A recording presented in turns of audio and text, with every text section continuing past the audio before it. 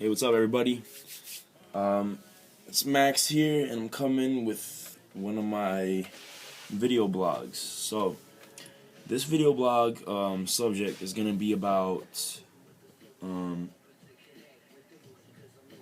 how it's gonna be about. I actually didn't come up with the title yet, but basically, we're gonna talk about how we live in a thought reality. All right, so I had an epiphany recently. Just got some wire here, and I already knew this, but it came to me through experience this time. So, all right, I'll give you a metaphor, or better yet, a proverb, or whatever it's called.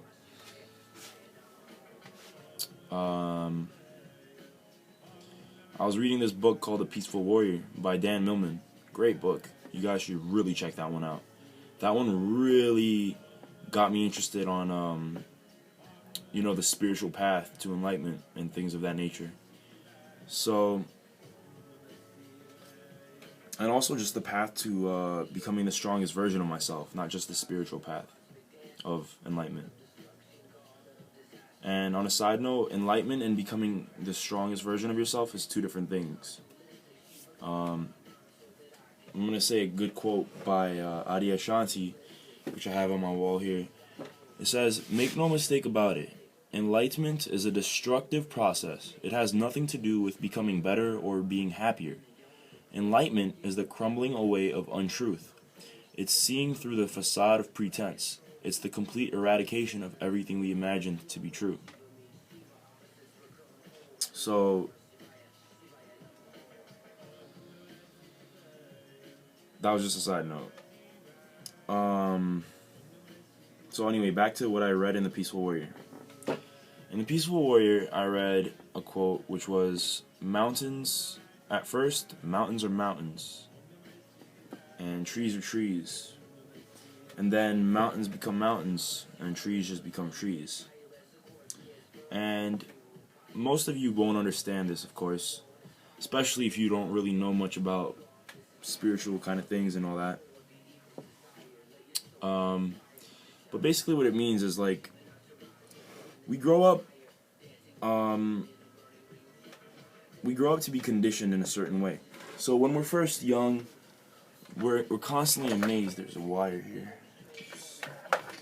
We're constantly amazed at the things we see. You probably don't remember this, but when you were 2 or 3 years old and you were walking around, everything was a lot brighter, and you would be in awe at seeing a dog or a plane or a car, and you would just look at all these different things, and you would be like, wow, and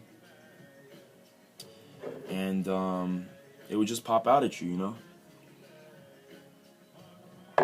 But as life goes on, you see the same things over and over, and trees are all the same now. And if I ask you, or say we're hanging out, and I'm like, look at that tree, for instance. Say we're walking in the redwood forest in California, and I'm like, look at that tree. Look at that huge tree. It's like 2,000 years old. You might look at it for a second or two and say, oh, yeah, nice. And you actually didn't see it nearly in the way I've seen it. So basically what this means is that as you grow up, you get conditioned to the things around you, and you start living in a thought reality. So people become the same, trees become all the same, mountains become the same, the sky is just the sky now, whatever. And that feeling of amazement is gone. And the Buddha said, those that are awake are in a constant state of amazement. You are constantly... Hold on, I'm just changing the track. Alright, so you're in a constant state of amazement and awe about what you're seeing, because when you're looking at something and experiencing it, you're not seeing like something labeled. You're seeing it totally in the present. So if you're totally in the present, there's no thoughts from the past and images of that nature. clouding your perceptual filters of what you're observing. So, I'm not saying I'm enlightened yet, you know, but I definitely have achieved a different state of awareness, you know, most of the time. And I do occasionally forget and fall back into unconsciousness. But especially when I'm in that heightened state and I look at something, my perceptual filters have little influence on what I'm looking. Like this morning, I had to go for a doctor's checkup. And as I was leaving, and I'm in perfect health, by the way, as I was leaving, I'm walking back, and I told myself, I'm not going to listen to my headphones today. I want to just experience the trees and the air, and it was a really nice day today. And I just want to look at the people and not just be zoned out in my headphones, you know. And I'm walking, and I still remember it was just so blissful, just looking at the trees and the way my footsteps felt on the floor. And at one point, I saw a rose bush that was just starting to form, because, you know, spring, you know, all the plants are still babies kind of sprouting out from the winter. And instead of just looking at the rose and going like, oh, rose, it's like I became the rose. That's the difference between the poet's perspective and the mystic's perspective. The poet knows how to come out of his body and kind of just look at the rose from an outside point of view and observe its beauty, but the mystic embodies the rose, you know. And this is kind of like what I would call right-brained intelligence, meaning you can't understand that from a logical kind of perspective. Or maybe you can, but either way, it's not the norm to see things like that. So, the point of this video is stay in the moment and take time to really look around you and realize that this moment is new.